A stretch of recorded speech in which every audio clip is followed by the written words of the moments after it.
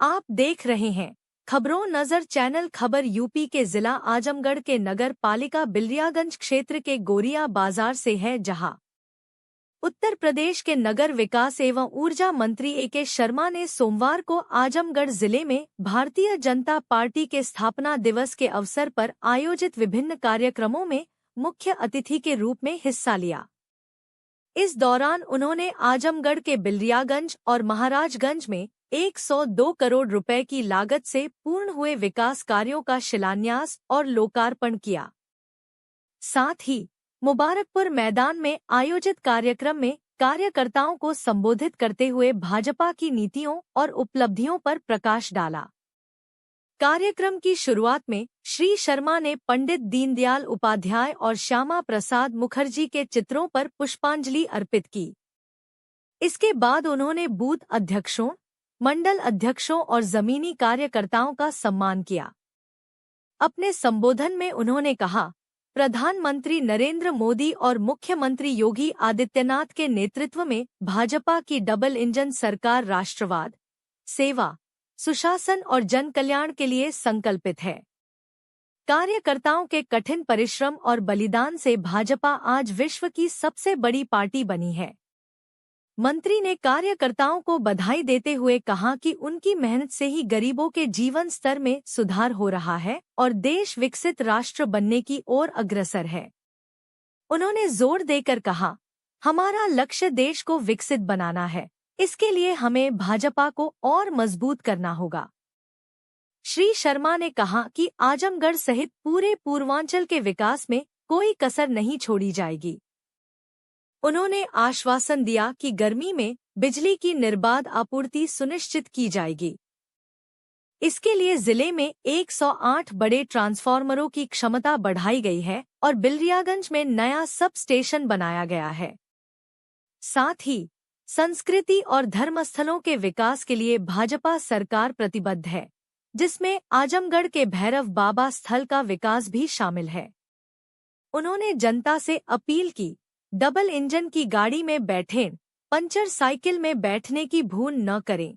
इसके अलावा वक्फ संपत्ति के उपयोग को लेकर उन्होंने कहा कि इसका सदुपयोग देश के विकास के लिए किया जाएगा, जिससे सभी को लाभ होगा। मंत्री ने कहा कि पिछले 11 वर्षों में मोदी सरकार ने गरीबों के लिए आवास, मुफ्त राशन, शौचालय, उज्ज्वला गैस और आयुष्मान कार्ड जैसे ऐतिहासिक कार्य किए, जो आजादी के बाद 75 सालों में नहीं हो सके। उन्होंने पूर्व सरकारों पर तंज कसते हुए कहा, उन्हें गरीब कल्याण के लिए 60 साल कम पड़ गए या वे मोदी जी का इंतजार कर रहे थे। श्री शर्मा ने कार्यकर्ताओं को भाजपा की जनोपयोगी नीतियों को जनवरी से जनवरी तक पहुंचाने और लोगों को पार्टी से जोड़ने के लिए प्रोत्साहित किया। उन्होंने कहा, मैं आईएएस की नौकरी छोड़कर गरीबों की सेवा के लिए राजनीति में आया हूं। पिछले 4 सालों में आजमगढ़ और पूर्वांचल में हजारों करोड़ के कार्य कराए गए हैं।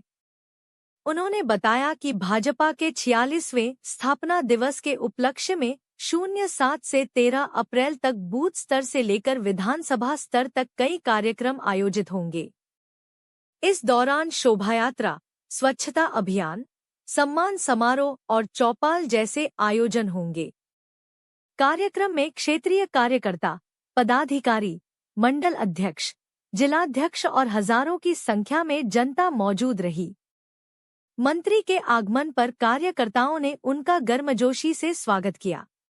आज आजमगढ़ के बिलियागंज और महाराजगंज बाबा भैरवनाथ की नगरी में आने का सौभाग्य प्राप्त हुआ है।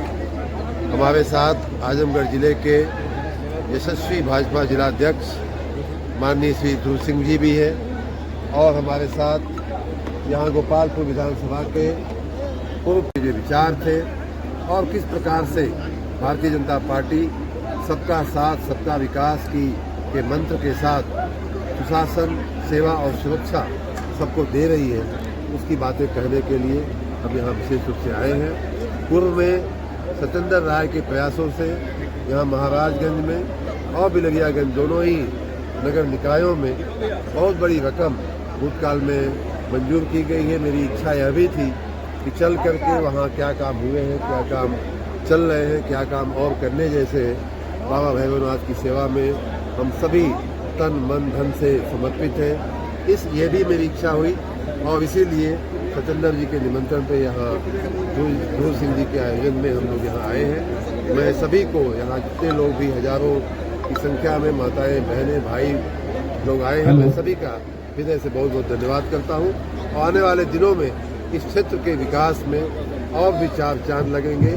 सत्येंद्र जैसे कर्मठ कार्यकर्ता के नेतृत्व में यहाँ और भी प्रगति होगी और भी विकास होगा। सर, गर्मी का मौसम आ गया है, ऊर्जा कंजम्पशन ज़्यादा है, तो किस तरह से तैयारियां हैं? गर्मी के मौसम में पिछले साल जो गर्मी थी उसमें उत्तर प्रदेश ने पूरे देश में सबसे ज़्यादा बिजली की आपूर्ति किया था, 30,618 मेगावाट। और वो बिजली उत्तर प्रदेश के इतिहास में भी सबसे ज़्यादा थी ही, पूरे देश में भी सबसे ज़्यादा थी। उसी प्रकार इस बार भी लगता है कि हमारी गर्मी में जो मांग बढ़ रही है, पिछले साल की अपेक्षा अगर अप्रैल मास के वर्तमान तारीख तक की बात करें तो 3 से 5% हमारी एनर्जी की डिमांड बढ़ी है पिछले साल की अपेक्षा में। तो हम उम्मीद करते हैं कि इस बार भी जो पीक डिमांड है वो पिछले साल की अपेक्षा थोड़ी सी ज़्यादा होगी।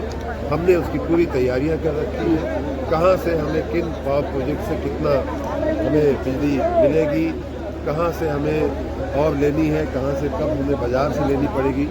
एक अच्छी बात यह है कि हम नाश्ता लेकर के ही आप जाएंगे। जो उत्पादन केंद्र हैं, विद्युत के जो उत्पादन केंद्र हैं, उन सभी उत्पादन केंद्रों में हमारा जो प्लांट लोड फैक्टर होता है, उसी प्लांट से हम कितनी प्रतिशत क्षमता से बिजली उत्पादन करते हैं उसको प्लांट लोड फैक्टर कहा जाता है। उसमें भी बढ़ोतरी हमने किया है। 10 मिनट और आप बैठे रहें और उसके बाद, क्योंकि अभी 80% के आसपास हमने आज भारतीय जनता पार्टी का स्थापना दिवस के निमित्त स्थापना पर्व चल रहा है और उसके निमित्त हम यहाँ मऊ जिले के कई स्थानों पर होते हुए, आजमगढ़ की गोपालपुर विधानसभा में होते हुए, यहाँ मुबारकपुर विधानसभा में आकर के जनता जनार्दन से मिलने का सौभाग्य मिला। भारतीय जनता पार्टी के स्थापना दिवस के अवसर पे हम कार्यकर्ताओं से मिलकर के, जनता से मिलकर के भारतीय जनता पार्टी की नीतियों का, उनके कार्यों का, उनके विकास की जो प्रक्रिया है उससे हम माहितगार करने का काम कर रहे हैं।